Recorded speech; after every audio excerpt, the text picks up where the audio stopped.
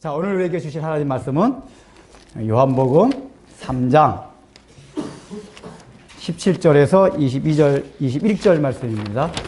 이제 오늘 본문 들어가기 전에 지난주에 했던 게 굉장히 중요하고 또 지난주 개념들이 좀 약간 어렵다기보다는 안 들었던 그런 게 있어가지고 한번 복습하고 넘어가겠습니다. 우리 지난주에서 가장 중요한 구절이 뭐였죠?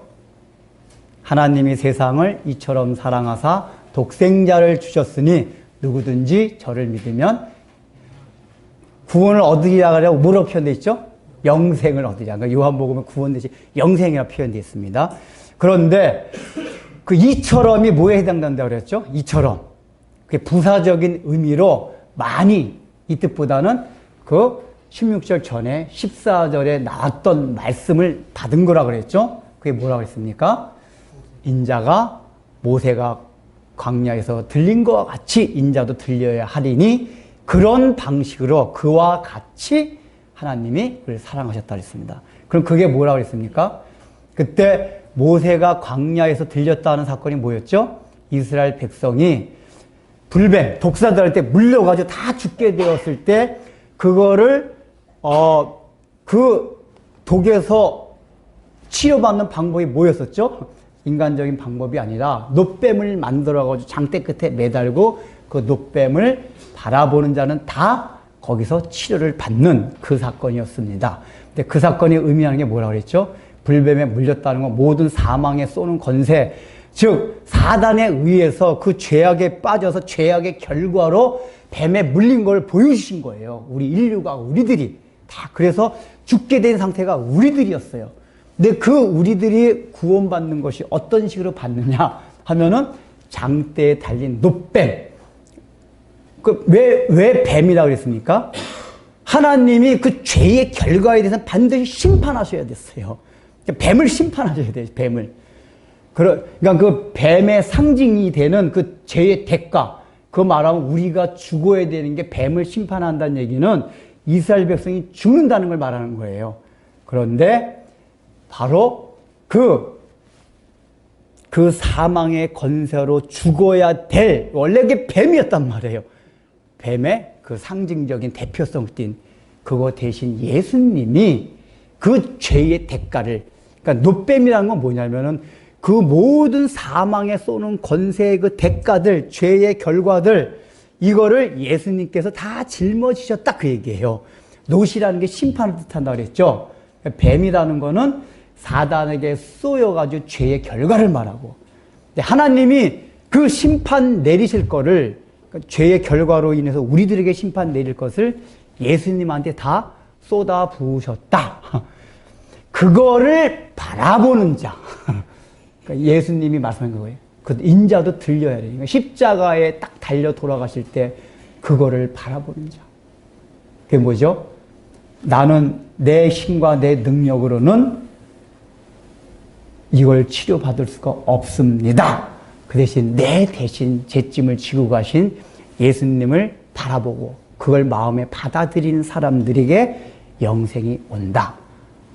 기억나시죠? 그걸 의미한다고 그랬습니다. 그리고 이제 또 한 가지 뭐였냐?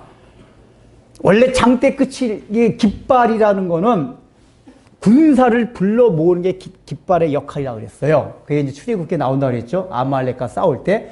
그래서 장대 끝을 하나님께 들렸다는 얘기 뭐냐면은 지금 사단이 하나님의 우리에게 지금 걸어오는 모든 사단의 대적들, 우리를 해하려고 하는 모든 것들은 사단이 우리를 공격하는 게 아니라 하나님을 공격하려고 합니다.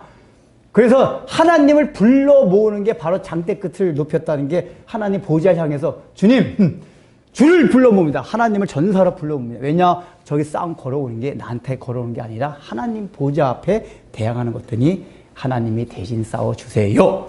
라고 얘기하는 거예요. 그러니까 우리가 십자가의 믿음을 받아들인다는 얘기는 딴 걸 말하면 뭐냐? 모든 이 세상을 살아가면서 사망의 권세로 쏘는 모든 것들이 사단이 우리를 공격하는 것 같지만은 실제로 하나님을 대항하는 거다 그 얘기예요. 그 우리가 근심하고 걱정할 게 아니라 하나님 상황이 어려우면 주님 지금 사단이 하나님을 향해서 대적합니다. 내가 아니라 하나님 알아서 전사가 돼서 사탄과 싸워주세요. 그 우리는 뒤로 물러나 있으면 된다고 얘기해요. 십자가의 은혜가 그게 다 담겨 있다고 해요. 그러니까 영생뿐만 아니라 이 땅을 살아가면서도 우리에게 오는 모든 사단의 대적은 하나님께서 대신 싸워주신다. 이 의미가 있다고 했어요. 자, 그래서 이제 그렇게 해서 중요한 게, 근데 뭐였죠? 그게 바라본다는 게 바로 예수님을 믿는다는 걸 의미한다고 그랬어요. 근데 오늘 이제 거기에 대해서 더 자세하게 나옵니다. 특별히 이제 지난주 했던 것은 3장 16절에서 하나님이 세상을 이처럼 사랑하사, 이제 그 부분에 조금 설명이 이제 제 덜 된 부분이 있어서 그걸 마저 설명을 해드리고 더 넘어가겠습니다. 세상을 사랑한다 할 때 세상에 뭐라고 했습니까? 이 물리적인 이 세상을 말하는 게 아니라 그 세상의 핵심이 뭐냐면은 죄인된 우리들, 그걸 말한다고 그랬어요. 죄인된.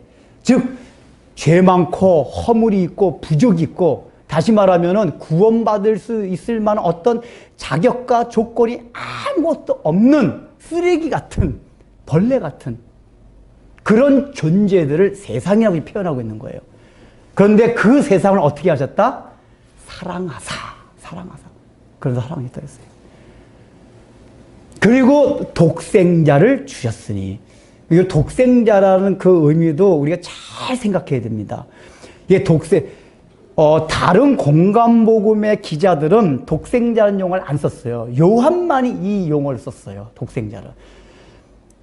왜 독생자라는 용어를 썼냐면은, 우리는 이제 독생자 하면은 그 언뜻 뜻이 독자, 외아들, 이런 개념으로 많이 받아들여요. 그렇잖아요. 그러니까 하나님의 하나밖에 없는 아들. 근데 물론 그런 의미가 살짝 들어가긴 들어갔는데, 원래 독생자의 원어상의 정확한 뜻은 뭐냐면은, 하나님은 예수 스스로 낳으신 분이, 스스로 낳으신 분. 그러니까 여호와란 뜻하고 비슷해요, 독생자가. 스스로 계신 분이다, 그 얘기예요. 근데 스스로 계신 분인데, 이게 뭐냐면은, 왜 아들이란 표현을 거기다가 요한이 집어넣은 그 용어를 썼냐면은, 구약 성경에서 아들이란 개념은 뭐냐면은, 아버지가 가진 모든 유전인자, DNA를 그대로 가지고 있는 걸 아들이라고 표현해요. 똑같아요. 속성이 똑같다.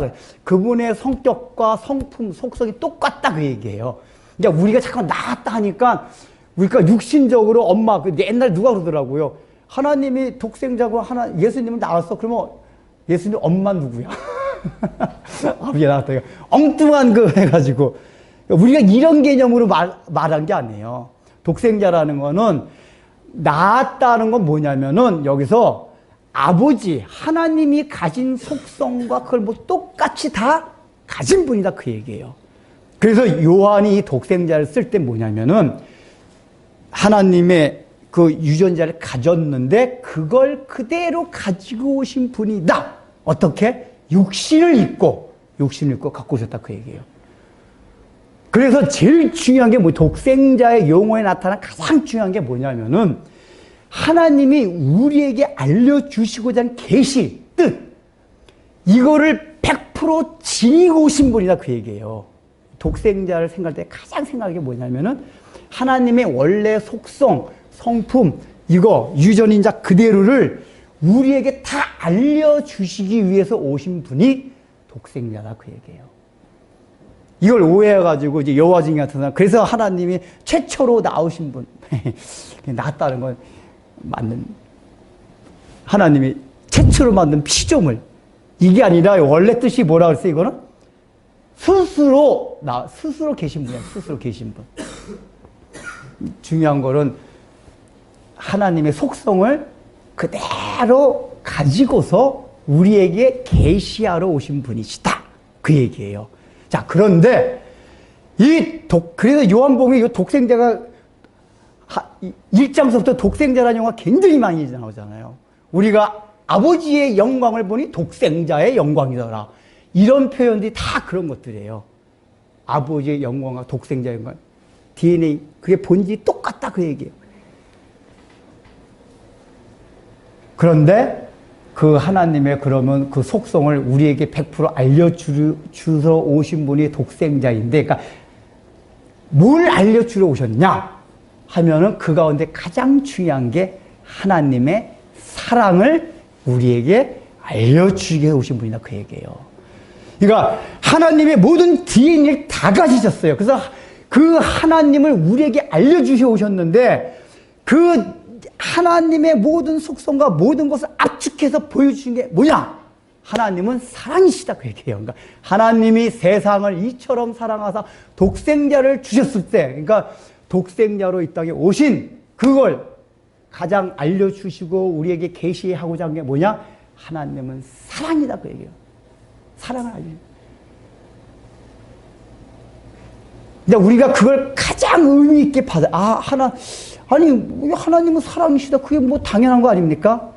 근데 여러분들, 그 당시에 유대인들은 하나님을 어떤 이미지를 많이 갖고 있었냐 하면은 하나님이 가진 성품과 속성 가운데 여러 가지가 많이 있어요.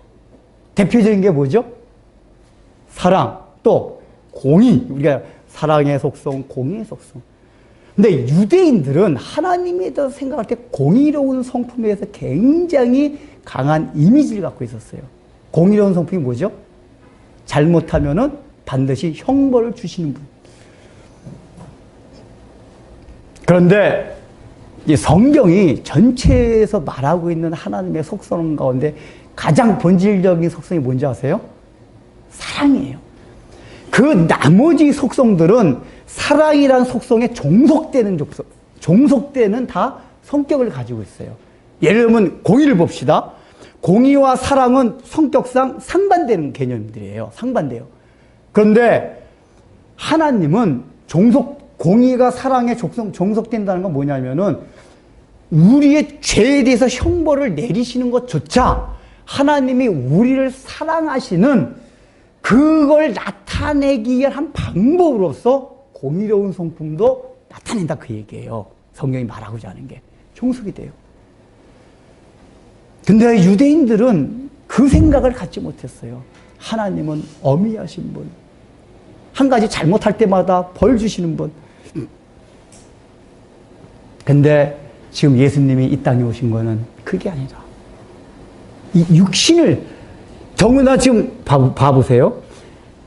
가장 첫 번째 뭐냐면 그 하나님이 육신을 입고 오셨단 말이에요. 육신을. 그러니까 원래 스스로 계신 분이 육신을 입고 오셨다. 일단 십자가에 못 박기 이전에 육신을 입고 오셨다는 것 자체가 뭐냐면은 하나님이 우리 인생사 가운데 아주 깊이 구체적으로 개입하러 오셨다 그 얘기예요. 저 멀리 하늘에 계신 게 아니라 육신을 입었다는 것 자체에서 의미하는 게 뭐냐? 모든 세세한 머리카락도 하나 다 세심바 되었다고 예수님이 말씀하신 것처럼 너희의 모든 일상 가운데, 너희의 삶 가운데 같이 거하기 위해서 오셨다. 이걸 지금 말해주는 거예요. 그래서 하나님에 대한 이미지를 바꾸라 그 얘기예요. 어떤 사람들은 아버지가 무서운 아버지 밑에서 자라면 하나님을 처음 받아들일 때 맨 하나님을 막 자꾸만 엄하신 하나님만 생각해요. 근데 우리 하나님은 그 공의로운 성품도 있지만은 그 성품은 다 사랑의 성품에 이렇게 다 이렇게 녹아져 있어요. 종속이 되어 있습니다. 여러분 그 하나님 다 믿으세요? 예, 사랑입니다. 그리고 마지막에 십자가에서 달려 돌아가심으로써 그 극치를 보여주신 거예요. 그러니까 하나님이 사랑이다. 이게 왜 중요하냐?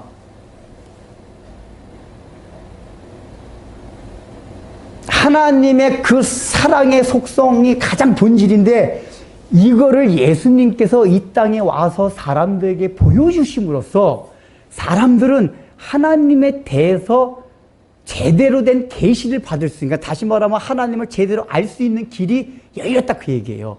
그러니까 예수님이 오시기 전에는 하나님에 대해서 아는 게 불완전했어요. 근데 예수님이 오신다면 하나님을 더 확실히 알게 됐어요.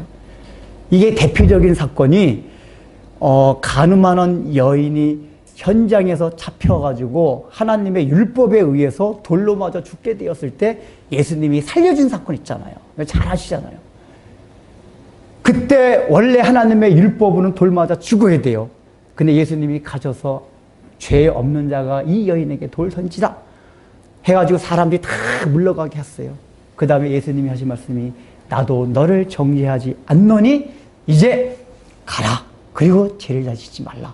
라고 말씀하세요. 그때 그 여인이 예수님을 통해서 뭘 알게 됐습니까?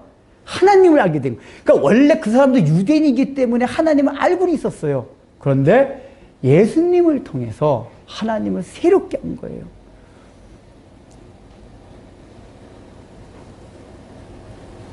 어떤 하나님이요?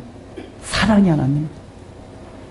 그래서 이제 우리가 신앙의 이제 간증을 들어봐도 우리 보통 이제 우리 일상에서도 그런 얘기들이 이제 종종 들려요.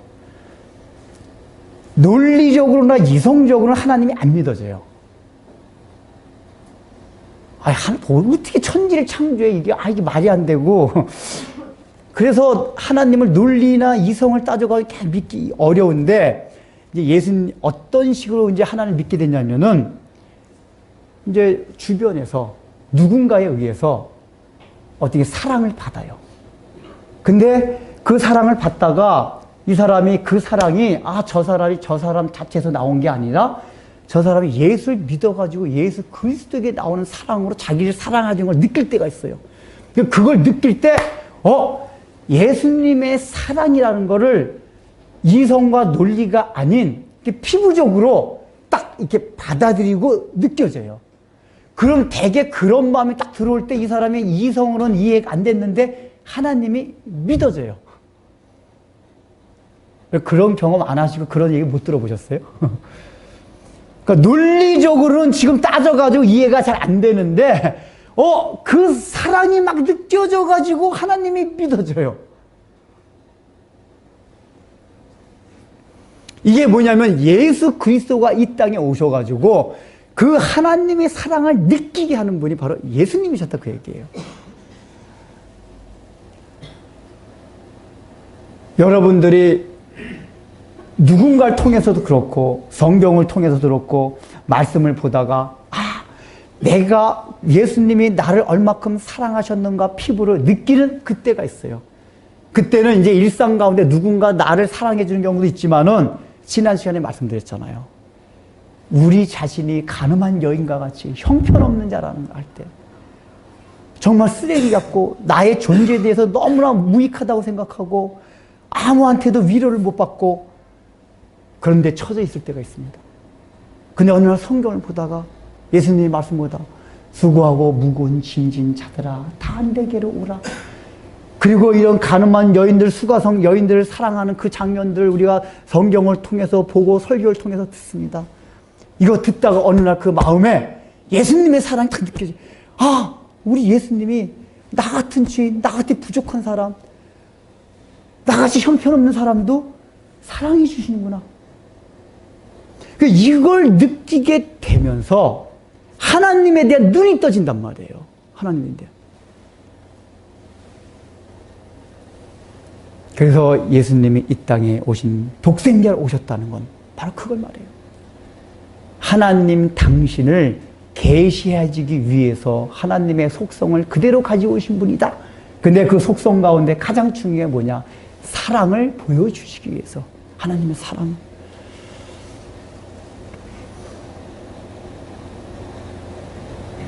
그래서 우리가 신앙생활 시작할 때도 그렇고, 물론 시작할 때는 하나님의 공의로움, 지옥의 형벌, 그 모든 것에 의해 가지고 우리가 접근해오고 하나님 만날 수가 있어요.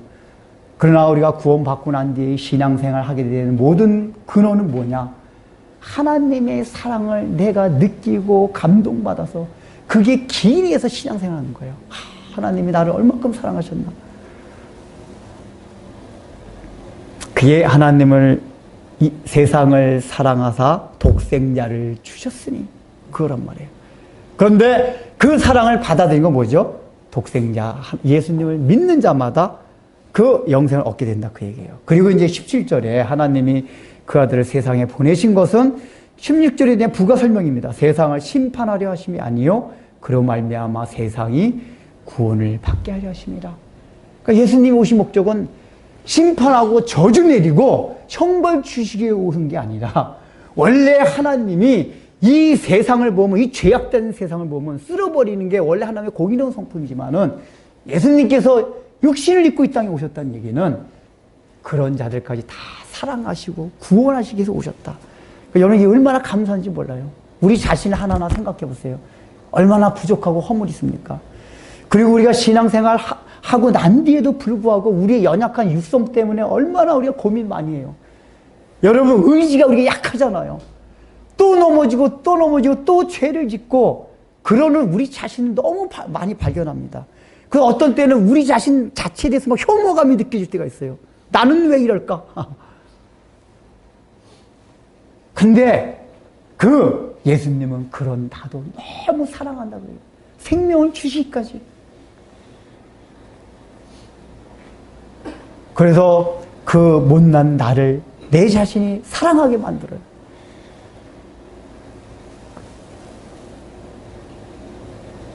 심판하려 하심이 아니라 구원받게 하심이라.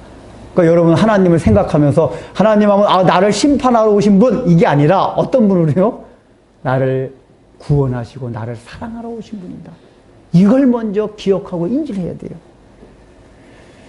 그래야 하나님은 그런 뜻임에도 불구하고 그러나 이 세상의 결과는 어떻게 됐죠? 예수님을 받아들인 사람이 있고 받아들이지 아니한 사람도 있어요. 그래서 그를 믿는 자는 심판을 받지 아니할 것이요 믿지 아니하는 자는 하나님의 독생자 이름을 믿지 아니함으로 벌써 심판을 받은 것이니라. 여기 중요한 게 앞으로 심판을 받을 것이니라가 아니라 이미 심판을 받은 것이니다. 완료형이에요. 계속해서 받고 있다는 얘기예요. 자, 이게 지난 시간에 영생이라는 개념이 뭐라고 그랬죠? 그러니까 예수님을 믿게 되면 영생을 얻는다 그랬어요. 근데 영생이 이제 구원과 약간 뉘앙스 차이가 뭐냐면은 우리는 구원하면 나중에 천국 가고 이런 것만 생각하는데 영생이란 개념 안에는 뭐가 들어있냐면은 미래에 지옥 안 가고 죽어서 천국 가는 그것뿐만 아니라 현재의 삶, 이 땅에서 살아갈 동안에 영생, 그러니까 원래 사망에 반대되는 게 영생이라고 했잖아요. 그러니까 사망이라는 건 하나님과 분리된 걸 말했어요. 근데 하나님과 다시 하나가 됨으로써 하나님 안에서 누리고 있는 하나님이 가지신 모든 것을 이 땅을 살아가면서부터 누리게 되는 게 영생이라고 했어요. 영생. 모든 걸 누리는 거예요. 이 반대 개념이 심판이란 말이에요. 그러니까 원래 하나님이 나중에 이 지옥을 보낸다기보다 사실은 본인들이 하나님의 영광이 빛이 싫어가지고 도망가는 거예요. 왜냐하면 나중에 심판 때는 여기 이제 21절 보면 나오지만은 빛을 딱 받을 때 어둠 가운데 왜 사람이 어둠을 좋아하냐면은 빛이 딱 오면은 정체가 드러나요. 그래서 그 빛을 받을 수가 없어 도망가게 돼 있어요. 어두운 사람은 빛을 받으면 막 도망가요. 그 빛에서 가장 멀리 떨어져 있는 곳이 지옥이에요. 지옥이. 그래서 미리 그 빛을 통해서 어둠을 사라지게 해야지만이 나중에 안 도망가지. 그때 가가지고 심판 때 가면 그게 다 드러난단 말이에요. 그런데 그 나중에 지옥 가는 거 말고 심판이 왜 현재형, 과거형, 이게 완료형으로 써졌냐? 이미 세상에 살고 있을 때부터 예수님을 믿지 아니한 사람들은 계속해서 하나님으로부터 오는 그 영생의 복을 누리지 못하고 반대로 사망의 권세가 주는 그 침에 맞아서 계속 허덕이면서 살아가게 된다고요. 그 자체가 이미 심판이다 그 얘기예요. 세상이 그렇잖아요. 세상은 많은 돈을 가지고 권력을 취하고 명예를 갖고 결혼을 아무리 좋은 사람과 결혼하고 어찌어찌 된다 해도 우리가 인생을 살아가다 보면 결국 인생은 뭐예요? 고해예요. 고해라는 것 자체가 뭐냐면은 지금 심판을 이미 받고 있다 그 얘기란 말이에요. 세상에. 하나님과 분리했을 때. 그런데 예수님을 영접하고 예수님을 믿는 사람들의 특징이 뭐냐면은 심판을 당하지 아니한다. 믿으세요? 심판을 당하지 아니한다. 이 얘기 뭐냐? 다른 말로 영생을 얻었다는 얘기. 이 얘기 뭐냐면은 그 사망이 쏘는 권세 아래 눌림을 당하지 아니하고 자유함이 있다 그 얘기예요. 근데 이게 참 너무나도 우리가 이게 참 원래 성경이 약속한 계속 이거거든요. 예수를 믿는 사람들은, 예수님을 영접하는 사람들에게는 이 영생의 복이 나중에가 아니라 이미 현재의 삶에서도 주어진다. 심판에 이르지 아니한다. 이걸 주었는데, 근데 우리가 실제 이렇게 삶의 현장에서 보면 예수 믿는 사람들하고 해가지고 다 이걸 하지 못해요. 여러분 심판 당하고 있어요? 안 당하고 있어요? 여기 심판이라는 게 다른 말로 하면 정죄라고 하나, 정죄? 정죄를 당한다는 얘기 뭐냐면 그 정죄에 대한 형벌과 징계를 받고 있다는 얘기예요. 형벌을. 그 형벌이라는 게 뭘 잘못했으니까 그 잘못한 거에 대해서 그때마다 오는 그게 아니라 인생 자체를 살아가면서 인생이 고해라는 것 자체가 하나님의 심판의 결과란 말이에요, 그게. 근데 우리가 살아가면서 여러분 세상 사람들이 당하는 그 심판이 나에게도 있습니까, 없습니까?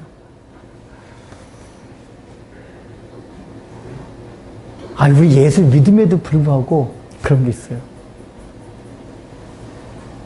원래 예수 믿으면 그게 없어야 되거든요. 그러니까 이 얘기는 뭐를 반증하는 거죠? 예수님을 믿긴 믿는데 그 믿음이 온전하지 않다는 얘기예요. 온전한 만큼 심판을 안 강하고 온전하지 못한 만큼 그 심판을 당해요. 그냥 기본적으로 예수를 딱 믿게 되면은 내가 자유함을 받았구나. 이 세상의 그 억눌린 가운데서 해방이 되었구나.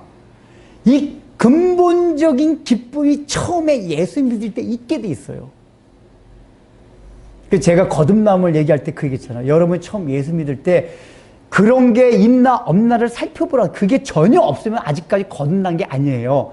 그러나 이제 제가 말씀드린 그런 건 경험은 있는데 영적으로 자꾸 병이 들어가지고 그런 감각을 잃어버린다고 했어요. 살아나긴 살아났는데.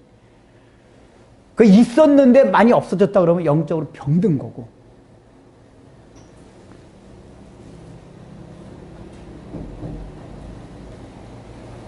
그러니까 우리가 살아가서 심판 당하는 걸 보고 나도 왜 심판의 대열에 끼어가지고 같이 심판을 당하느냐.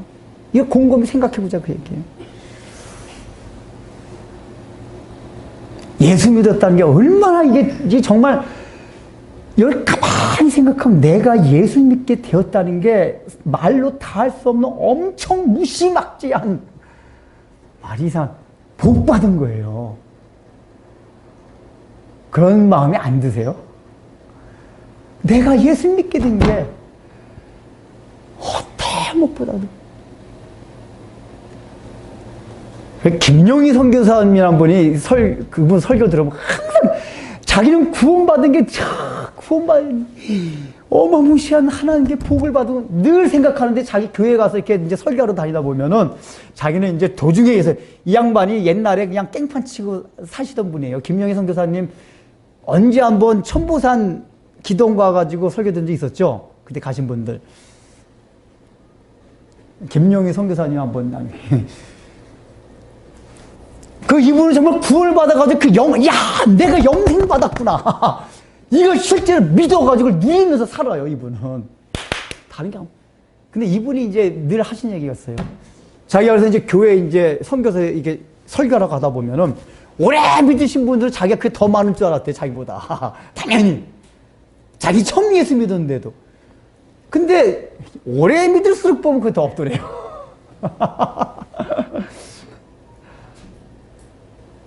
이해가 안 된다고. 찬송가 봐요. 주의 말씀 처음 받은 그날 기쁘고 기쁘도다.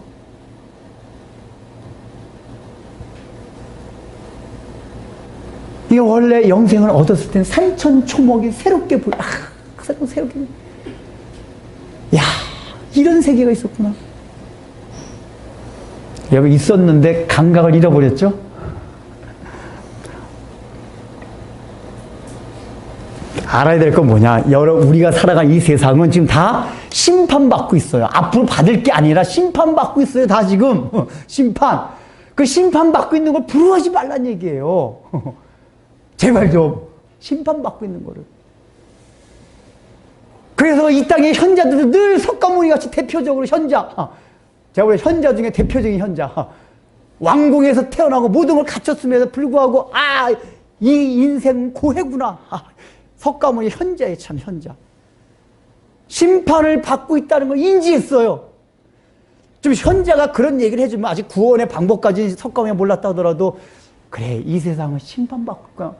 근데 왜 그런 걸 자꾸만 불허하고 나도 심판받고 싶어요. 왜 그러냐 그 얘기예요. 이 심판받고 있는 것들. 다 얽매여서 살고 있지, 얽매여서. 우리는 영생한 자들. 그러면서 이제 뒤에 20절, 19절 쭉 나오는 게 뭐냐면은 그게 그렇게 아직까지 심판에 지금 머무르고 있는 사람들, 예수님을 영접하지 못한 사람들, 이런 사람의 특징을 설명해줘. 이거 1장에서도 나왔던 얘기예요. 그 정죄는 이것이니 곧 빛이 세상에 왔으되 사람들이 자기 행위가 악함으로 빛보다 어둠을 더 사랑한 것이요 악을 행하는 자마다 빛을 미워하여 빛으로 오지 아니하니 이는 그 행위가 드러날 거 아니에요. 요한이 이거 빛과 어둠을 비유로 해가지고 설명해 줍니다. 왜 이걸 그 비유할까요? 어둠의 특징이 뭐죠? 요한이 왜 이 유비로 설명할까요? 이게 빛과 어둠이라는 거는 요한이 유난히 이 유비를 많이 써, 이 용어를. 왜 그렇죠?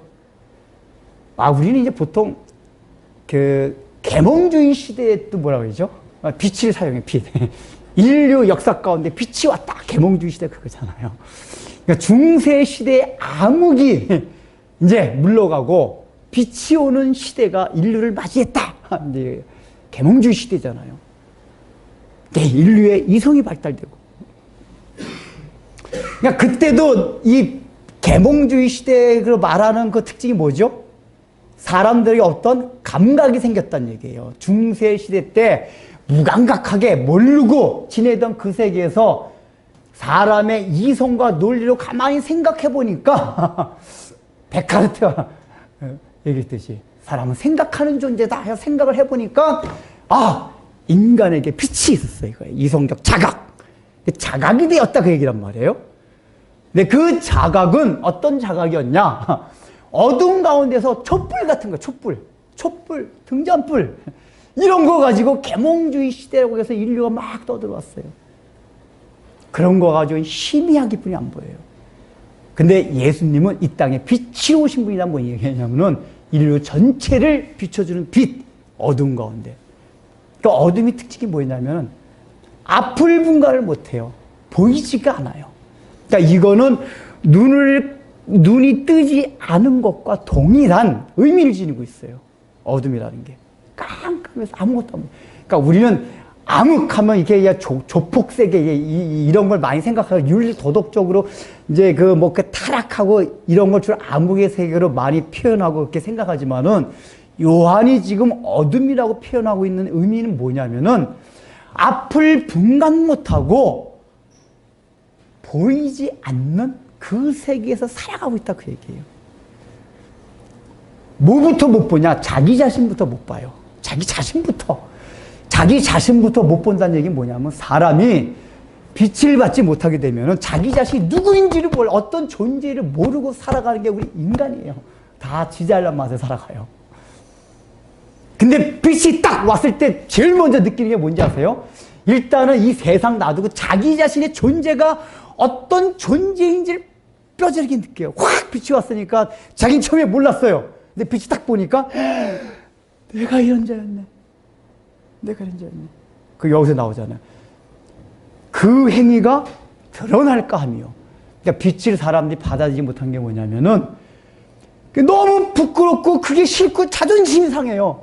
나는 안 그런 자인 줄 알았는데 빛이 와서 딱 비춰버리면은 내 존재가 다 드러나거든요. 예를 들면은 등잔불이나 이렇게 그런 불에서는 옛날에 제가 야간에 택시할 때 손님이 딱 타면 저보고 미남이래요.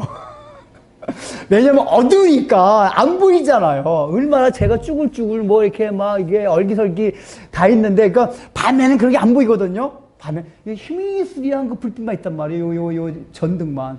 동거실 볼 때, 기사님 미남이시네요. 미나 무슨 개코. 그러니까 희미한 불빛 아래서는 제 정체를 몰라요. 자세히 있는 거예요. 내 밝은 빛, 대낮 빛까지 딱 나오면은 이 점이 있고 뭐 여기 검은 뭐 요즘 이제 검은 보도 생겨난 것 같아요. 뭐 점 다 보여 다. 근데 우리는 기본적으로 어떤 마음이 있냐? 그게 드러나기가 싫어요. 인간이 그런 마음이 있어요.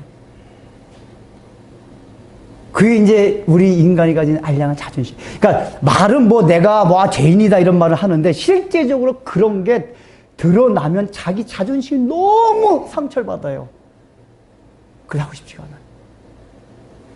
난 이때 빛을 받아들이지 않은 어둠의 대표적인 그 당시 유대인들이었어요. 이 니고데모한테 하는 얘기 있잖아요. 니고데모 같이 가장 종교적인 사람들이 일단 첫 번째 대상이었거든요. 가장 윤리적이고 가장 도덕적이고 가장 많이 배우고 가장 사람들로부터 존경받는 사람들, 이런 사람들이 희미한 등불 아래에서는 얼마나 잘생겼는지 몰라요. 근데 예수님이란 빛을 딱 받아들인 순간은 자기의 오만 가지 얼마나 지저분하고 악하고 이게 다 드러나요. 이게 싫어요. 예수님 앞에 할 때. 히브리서에도 그런 말씀이 나요. 예수님이 이 땅에 오신 것은 우리 자신을 다 드러내게 하십니다. 우리 드러내고 세상을 다 드러내게 해요. 세상이 나름대로 다 선한 것 같아요. 얼마나 아름다운 얘기들이 많이 있어요. 근데 예수의 빛 아래에 들어가면은 이 세상이 얼마나 악하다는 걸 느껴요. 그래서 세상은 기본적으로 예수님을 대적하게 돼 있어요. 왜냐? 예수님의 빛이 오게 되면은 자기의 정체가 드러나기 때문에. 사단의 특징이 뭐죠? 자기 정체를 숨기는 게 사단의 특징 중에 하나예요. 사단은 영적 존재인데 자기 자신 늘 숨기고 속여요. 자기 자신을 드러내지 않습니다.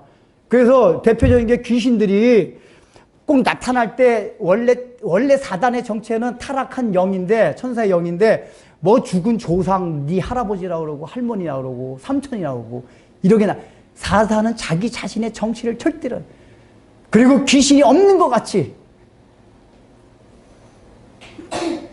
정체를 노출 안 시켜요.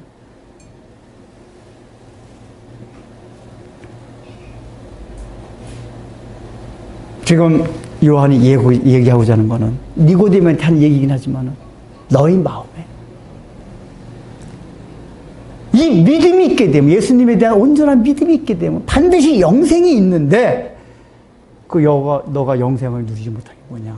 예수님을 영접하지 못하는 거고, 온전히 영접하지 못하는 건 너 안에 지금 알량한 자존심이 있다. 그 자기 정체가 다 드러나는 거에 대해서 부담을 느끼는 것들. 우리가 다 그게 있지 않나요? 그래서 늘 복음은 그거란 말이에요. 하나님 앞에서 말로만이 아니라 하나님 정말 아무것도 아닌 자였습니다. 이게 사람이 이런 마음이 들 때 나오는 현상이 뭐냐면은 자기 자신 너무 부족하고 허물이 있고 그 너무 정말 살아갈 수 없는 존재라는 걸 생각하면 꼭 하나님이라는 걸 인정하고 싶고 받아들이고 싶고 예수님의 십자가의 은혜에 대해서도 정서적으로 받아들일 수 있는 마음이 돼요. 원래 생각으로 무신론자였다 하더라도 자기 자신이 정말 그런 존재라는 걸 느끼고 있잖아요. 왜냐하면 보통은 자기가 먹고 살아갈 수 있고 다 그렇기 때문에 그런데 실제 그런 걸 느낄 때는 야, 내가 살아가고 있는 이거 다 있지만은 나란 존재 자체가 너무 형편없고 나의 능력도 그렇고 내가 얼마나 유한하고 이걸 깊이 느끼게 되면은 어떤 외부로부터 오는 긍휼을 구하게 돼 있어요. 심리적으로. 외부로. 그래서 예수님을 이렇게 받아들이게끔 되는 거예요. 그러니까 예수님을 안 받아들인다는 얘기는 다른 말로 말하면 그런 마음의 상태가 안 돼 있어서 그래요.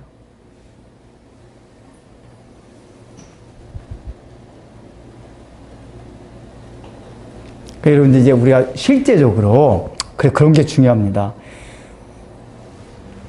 어떤 훈련 필요하면, 그러니까 우리가 은혜를 많이 받기 위해서는 늘 하나님의 긍휼하심을 막 구해하고 하나님 앞에 내 자신이 어떤 존재인지를 느끼는 것만큼 십자가의 은혜를 경험하게 돼 있거든요.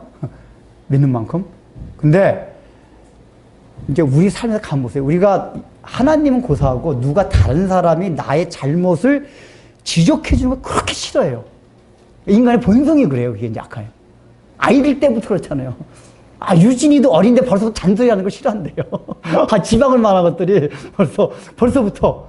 인간 본성, 뭐 이렇게 하려고 그러다가 잔소리하면 잔소리해서 안 해. 그래요. 얘 얼마나. 뭐 이게 뭐 기껏 그거 하지 마. 그러면 안 하려고 했는데 엄마가 얘기해서 안 해. 아주 못돼. 그러니까 어린아이들조차도 자기는 못 느끼는데 알량한 자존심이 다 있어요. 타인이, 그래서 여러분, 겸손하다는, 이 성경적으로 굉장히 겸손한 거 가장 지표가 뭐냐면은, 다른 사람이 누군가 나의 허물을 지적해 줄 때, 그걸 겸허하게 받아들일 수 있는 사람이 참 겸손한 사람이에요. 은혜를 받기 위해서는 그 훈련부터 해야 돼요. 그럴 준비가 돼 있습니까? 우리는 자기 자신은 그걸 알고 있어요. 내가 허물을 알고 있어요. 근데 허물을 알고 있는데 다른 사람이 그 얘기를 하는 거 그렇게 싫어해요. 나 아닌가 얘기하지 마. 이런 얘기 많이 하죠. 이게 복음의 핵심 가운데 이런 내용이 딱 들어있어 그래요. 우리 그런 거 너무 싫어해. 그게 뭐냐면은 아직까지 빛이 오는 걸 싫어하는 어둠이 있다는 얘기예요. 나의 정체가 드러나는 걸 싫어하는 어둠이 우리에게 있다는 얘기예요. 그 은혜를 많이 못 받아요. 은혜 받기 위해서는 여러분, 자기 자신의 허물을 진정으로 그러니까 인정하는 자는 뭐라죠? 다른 사람이 나의 허물을 얘기해도 괜찮은 지경이 되는 거예요. 이게 참 힘들어요. 이게 어떻게 보면 가장 힘든 게 이런 것들이에요. 차라리 우리가 말하는 물욕을 줄이고 다 이런 건 해도 이런 건 너무 힘들어요. 왜냐? 이게 본질적인 죄악이기 때문에 그래요. 빛이 오는 걸 싫어하는 거, 드러나는 거, 자기가.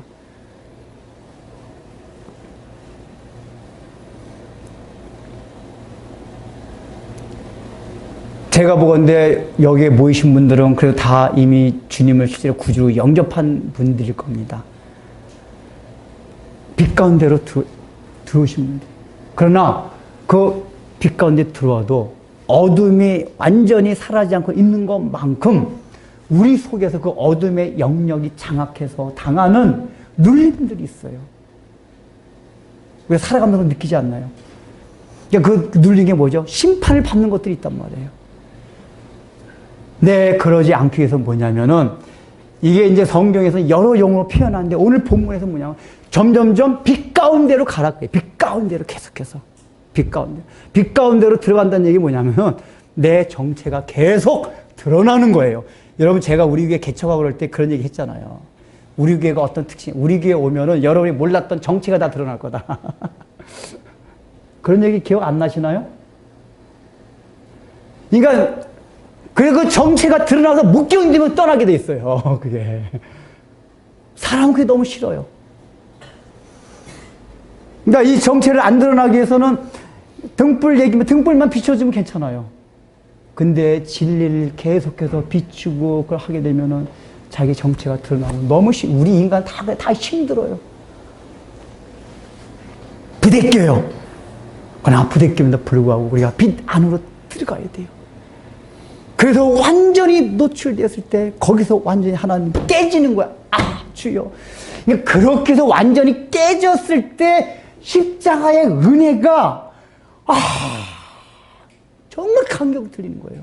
그러니까 아까 말한 김용희 선교사님 같은 분이 그런 케이스예요. 이게 그분 간증을 들어보면은 그분은 워낙에 삶이 부모도 얘기 들어보면 정말 엉망인 부모 만나고 그래서 그냥 삶으로 막 살아오다가 빛 아래에 탁 비쳤을 때 자기 존재가 어떤 존재가 탁 드러나고 난 다음에 하나님 제가 이런 자였습니다. 그러니까 하나님께서 퍼부어주신 은혜가 있었던 거예요. 십자가의 은혜들이. 그 구원의 감격이 있고.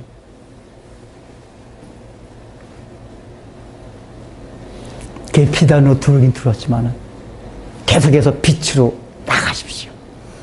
나갈 때마다 자기의 어두워지는 것이 계속 드러날 겁니다. 계속 하나님 말씀. 부딪히긴 하겠지만은 그것 때문에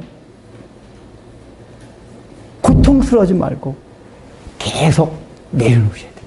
내려놓으시고. 그리고 예수님, 내 그 빛을 통하여서 지금 다 하기만 이게 안 밝혀지면 그래서 영광, 천국과 영광의 차이가 있다고 했잖아요.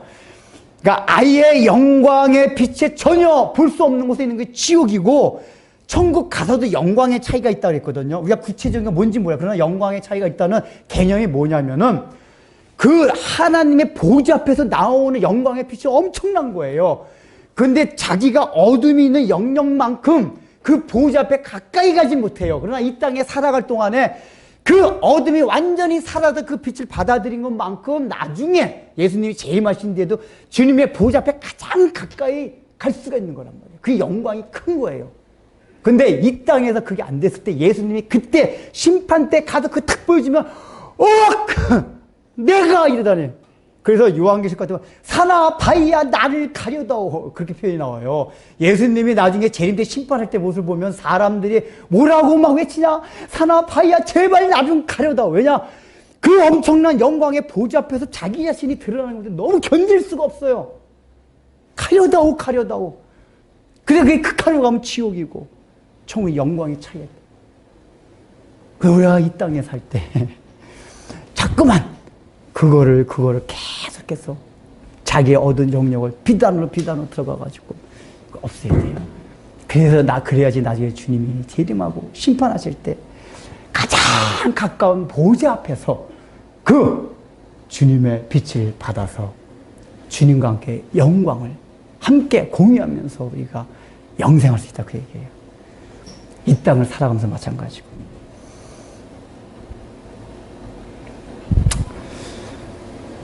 그래서 진리를 따른 자는 빛으로 오나니 이는 그 행위가 하나님 안에서 행하심을 나타내려 하심이라. 예수님께서는 늘 빛 앞으로 계속 옵니다. 그래서 요한은 이 본문을 가지고 우리가 예수를 믿어야만 그 영생을 얻게 됐는데 그 믿음이 있어서 필요한 게 뭐냐? 어두운데 빛으로 자꾸만 나오라 그 얘기예요. 그러니까 물론 믿음을 가지 못하는 이유가 많이 있어요. 내가 믿기 위해서도 하나님의 기도를 해야 돼. 하나님 나에게 믿음을 주세요. 영접을 해야 된단 말이에요. 내가 실제로 예수님을 영접하고 믿어야지 구원이 있어요. 그런데 믿음이 왜 안 생기냐? 진정한 믿음이 어둠이 사라지는 우리가 지금 예수를 믿음에도 불구하고 자꾸 우리 삶 가운데 어둠이 있잖아요. 그렇다면은 그 믿음이 뭐냐면은 실제적으로 비단으로 막 들어가는 그 믿음이 아니어서 그런 거예요. 계속 비단으로 들어가세요. 그리고 자기의 정체성이 드러나야 돼요. 하나님 앞에서. 사람한테 꼭 드러나라는 건 아니에요. 그걸 하나님 앞에서 그렇다고 하나님 제가 그런 줄 했습니다. 이런 자가 뭐죠? 자기가 실제로 그걸 인정하라 그 얘기예요. 그러니까 우리는 늘 얘기하는 거지만 인정하고 싶지 않은데 말로만 인정해요.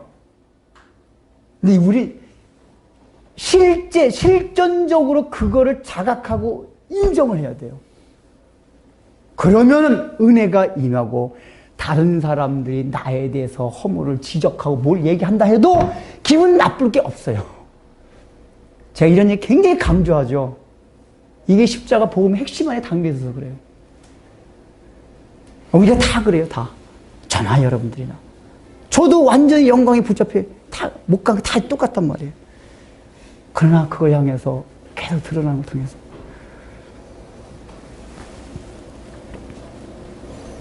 진리를 따르는 자는 빛으로 들어오나니. 여러분들 이 은혜가 있기를 주의 이름으로 축원드립니다. 기도하겠습니다. 이 땅에 빛으로 오셔서 어두운 세상을 우리의 어두운 심령을 비춰주셔서 참으로 나름대로는 의롭다고 하고 나름대로는 괜찮다고 하고 나름대로는 내 능력으로 살아갈 것으로 믿고 있던 저희에게 세상에게 너희들은 완전히 아무것도 아니고 추악한 존재라는 것을 빛을 통해서 가르쳐 주신 우리 예수님, 하나님 아버지 그렇게 또 빛을 통하여서 하나님 아버지 우리 존재를 가르쳐 주시고 긍휼을 주셔서 은혜를 주셔서 우리가 빛 가운데로 나오게 하여 주시어서 이제 하나님 아버지 어둠 가운데 있었던 그 모든 눌림으로부터 자유함을 받아 빛 가운데로 걸어가면서 누리는 하나님과의 관계 안에서 우리가 갖는 영생을 주심을 인하여 오늘도 주님 앞에 봉헌 드립니다. 하나님 아버지 우리가 이 봉헌하는 것들이 하나님 아버지 다른 것이 아니라 이 땅을 살아가면서 주님께서 우리에게 주시고자 했던 모든 영생의 복을 나중에뿐만 아니라 이 땅을 살아가면서도 누릴 수 있는 것이 진정으로 하나님이 우리에게 요구하시는 봉헌된 삶이라는 걸 알고 하나님 아버지 이미 심판받아 하나님 아버지 이 땅을 살아가는 믿지 아니하는 사람들의 그것을 보며 부러워하는 것이 아니라 우리에게 주어진 영생의 복락을 보고 그것 때문에 즐거워하고 그것 때문에 기뻐하며 살아갈 수 있는 은혜들을 저희 모두에게 허락하여 주옵소서. 예수님의 이름으로 기도드립니다. 아멘.